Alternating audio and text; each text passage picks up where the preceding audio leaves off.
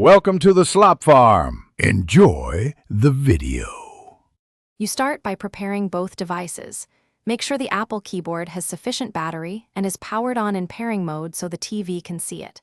On the Samsung TV, open Settings, then General, then External Device Manager, and finally Input Device Manager to reach Bluetooth settings. Once in that menu, select Add Bluetooth Device so the TV begins scanning. If your keyboard has a specific pairing key, press it now. Otherwise, hold the power button until the LED blinks to indicate discoverable mode. You now pair the devices. When the Samsung TV finishes scanning, find and select your Apple keyboard's name in the list. Make sure to check for any pairing code shown. If one appears, confirm it on the TV so both devices authenticate. Once you accept or confirm, let the TV complete the connection sequence. You should see a connected or paired status. After that, test a few keys in a search box or text field to verify input and latency, because confirming functionality early avoids backtracking later.